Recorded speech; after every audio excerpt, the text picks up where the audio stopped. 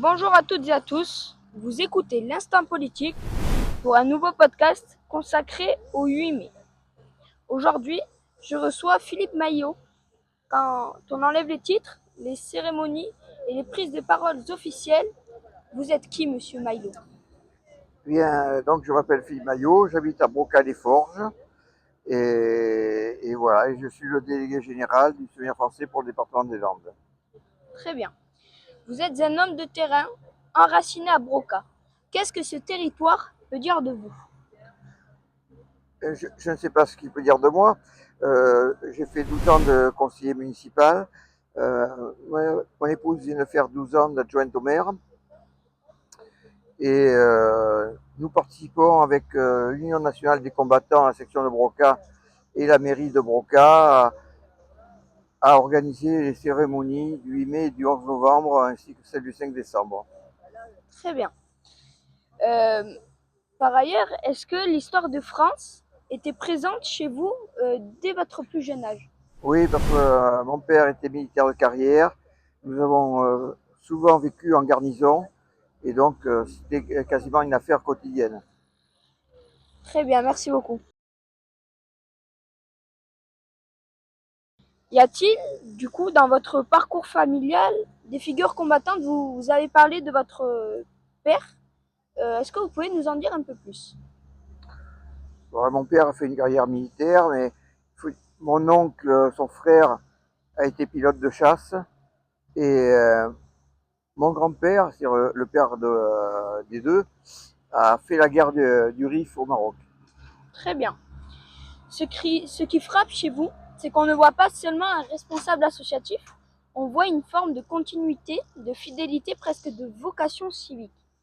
Est-ce que vous vous définissez comme un homme d'engagement? Bah, forcément, quand on s'engage en souvenir français, on est un homme d'engagement parce que bon, ça fait à peu près 25 ans que je suis au souvenir français. Très bien. Et donc, pendant longtemps, j'étais vice-président du Pouilly de Mont-de-Marsan, puis président pendant une dizaine d'années. Et j'ai été élu il y a 3 ans par les adhérents comme délégué général pour les départements des Landes. Très bien.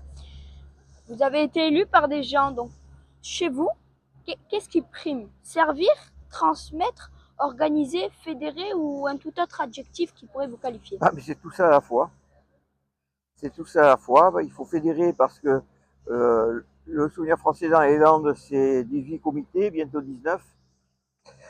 Ça représente 750 adhérents. Donc c'est un petit village en soi. Hein.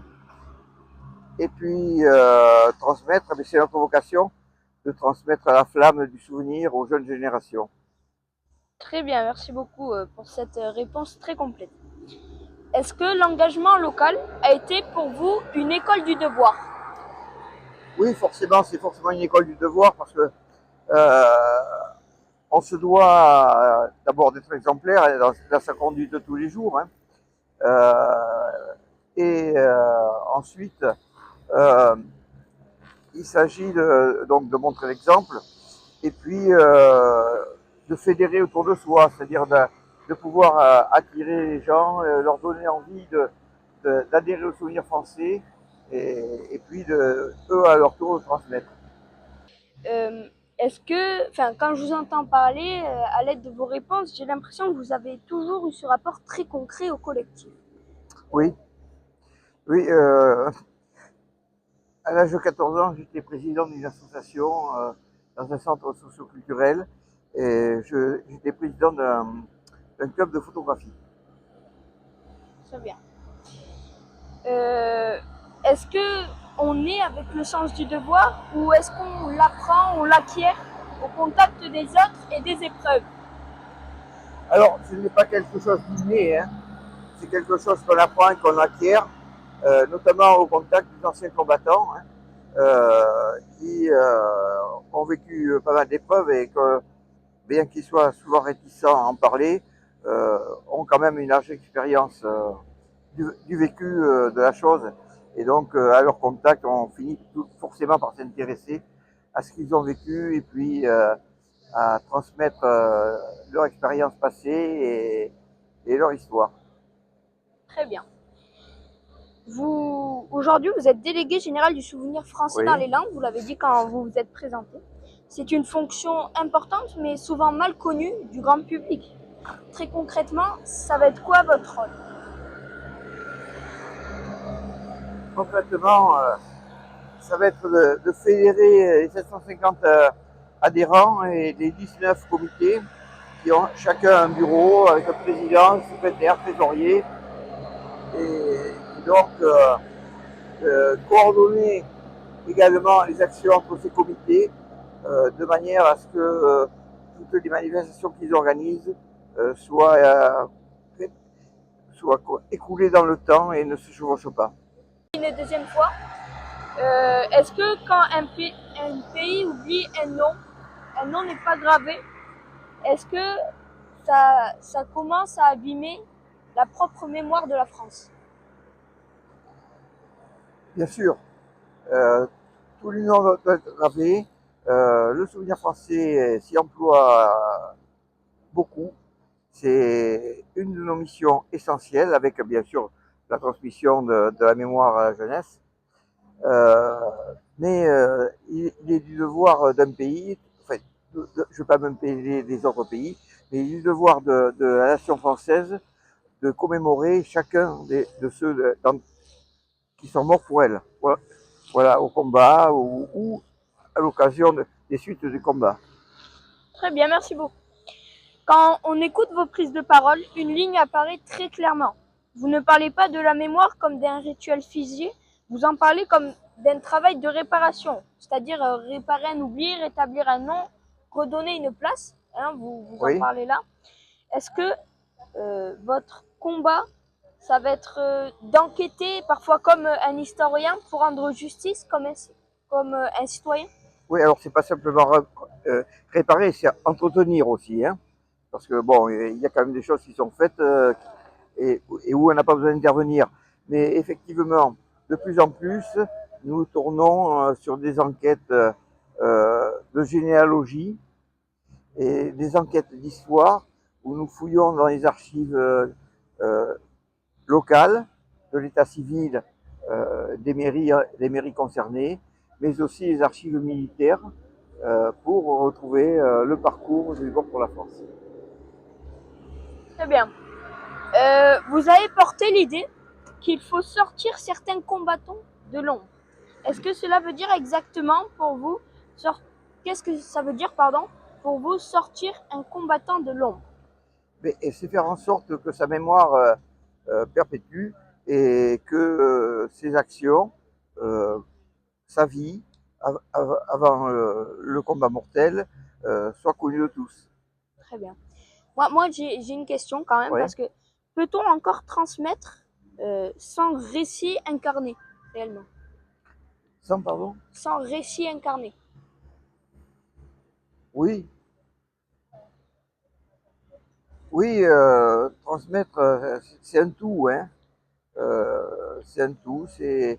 Euh, il faut que les jeunes générations aient conscience de ce qui s'est passé, notamment puisqu'on parle du 8 mai, ce qui s'est passé entre septembre 1939 et mai 1945. Et donc, c'est global, quoi. C'est global. Euh, il y a des particularités qu'il n'y avait pas dans les autres guerres, la Shoah, les camps de concentration, les camps d'extermination, qui n'existaient pas auparavant. On commémore le 8 mai 1945, vous en avez parlé. Mais derrière cette date, il y a plusieurs réalités à la fois. Il y a déjà une victoire militaire, la chute du nazisme en Europe, la fin d'un cauchemar et en même temps le poids immense des morts, des absents, mais aussi des familles détruites. Pour vous, le 8 mai, c'est d'abord une victoire, un soulagement, une dette ou un avertissement pour les années qui vont suivre? Mais c'est tout ça à la fois. Alors là, on ne peut que le classer par ordre chronologique. Forcément, ça débute par une victoire militaire, puisque le 8 mai, ça a été la signature par l'Allemagne de sa capitulation sans condition. Et puis après, il y a du travail d'historien à effectuer pour retracer ce qui s'est passé pendant ces années, de 39 à 45, dans chacun des domaines que vous avez évoqués. Et puis également, veiller à ce que les conditions pour que ça se reproduise ne soient jamais réunies. Très bien. On voit qu'il y a la guerre au Moyen-Orient, on voit tous les les déclenchements de guerre, tous les conflits géopolitiques. Est-ce que la mémoire française, elle va aussi contribuer à ce qui s'est passé que ça soit en 39-45 ou en 14-18, que ça ne se reproduise plus? Ben oui, sauf que à l'heure actuelle, nous avons quand même des morts pour la France dans les OPEX, sans oublier au Liban, à Beyrouth, les morts des parachutistes du Drakkar. Bon, tout ça sont quand même des signaux qui doivent nous alerter. Également, ce qui se passe à l'heure actuelle au Moyen-Orient. Il faut veiller à ce que les conflits ne s'étendent pas, ne puissent pas reproduire ce qui s'est passé il y a 80 ans et un peu plus. En tant qu'adolescent, en 2026, que doit-on comprendre lorsqu'on parle du 8 mai? Ben, on doit comprendre que c'est grâce à ceux qui sont morts à cette période 39-45 que nous devons notre liberté actuelle. Hein. Voilà, puisqu'ils sont sacrifiés pour que la France ne soit plus sous le joug de l'Allemagne et du nazisme. Très bien, merci beaucoup. On va parler, hein, parce que vous voyez, je suis quand même très jeune. Oui. On va parler du rapport aux jeunes générations et à la guerre. Avez-vous le sentiment que les jeunes sont plus loin de cette histoire qu'avant, ou simplement qu'on ne leur parle pas toujours de la bonne manière? Non, je ne dirais pas ça. Les jeunes vous savez, le Souvenir français participe au financement des voyages de mémoire, notamment en Pologne, au camp d'Auschwitz et autres. Euh, et on ne peut pas dire que les jeunes soient désintéressés de la question, bien au contraire. Et lorsque nous avons les rapports faits par eux de ces voyages, on sent une réelle émotion de ce qu'ils ont vu. Très bien. Euh, pour vous, il faut parler davantage de la paix ou davantage du sacrifice aux jeunes générations? Alors, le Souvenir français n'est pas là pour parler de paix. Le Souvenir français est là pour commémorer ceux qui sont morts pour la France et rappeler les événements qui ont amené à ces morts. Rappeler les grands événements euh, qu'ont connus les armées françaises, et notamment concernant la Deuxième Guerre mondiale, les forces françaises libres, ainsi que l'armée d'Afrique du général Leclerc. Très bien. Une question se pose donc. Est-ce qu'on peut aimer la République sans connaître ceux qui sont morts pour elle? Ah, vaste sujet. Euh, à mon avis, c'est quelque part indissociable. Parce que on ne peut pas aimer véritablement la République si on ne connaît pas son histoire. Et si on connaît son histoire, on est forcément au courant des événements dramatiques qui ont conduit des hommes à la mort. Très bien. C'est bon. Selon vous, la meilleure porte d'entrée, c'est quoi? C'est l'histoire nationale ou l'histoire locale? Alors, tout dépend de ce qu'on appelle l'histoire locale. Euh, l'histoire locale, d'une manière ou d'une autre, est forcément rattachée à l'histoire nationale. Je prends l'exemple de Mont-de-Marsan. On ne peut pas parler de Mont-de-Marsan sans parler du 34e régiment d'infanterie, qui était le régiment des Landais, et qui s'est battu, au, notamment, entre autres, au chemin des Dames à Verdun. Donc, parler d'une histoire locale, à un moment donné, ça interfère avec l'histoire nationale. Très bien, merci beaucoup. Votre conviction, au fond, est-ce que ce n'est pas que rien de grand ne se transmet sans ancrage? Bah, il y a forcément un ancrage, que ce soit au niveau local ou au niveau national. Euh, toute action, euh, tout fait héroïque est forcément ramené à une histoire, à un lieu, à une date. Donc il y a nécessairement un ancrage, y compris un ancrage familial, parce qu'on va être amené à rechercher, à faire des recherches sur la généalogie de ces personnes. Et donc, on va être amené à rechercher des lieux, même y compris jusqu'au lieu de naissance de ces gens-là. Très bien, merci beaucoup. Euh, Notre interview touche à sa fin. Je voudrais terminer sur quelque chose de plus personnel, de plus intime. Qu'est-ce qui vous bouleverse encore malgré vos années d'engagement?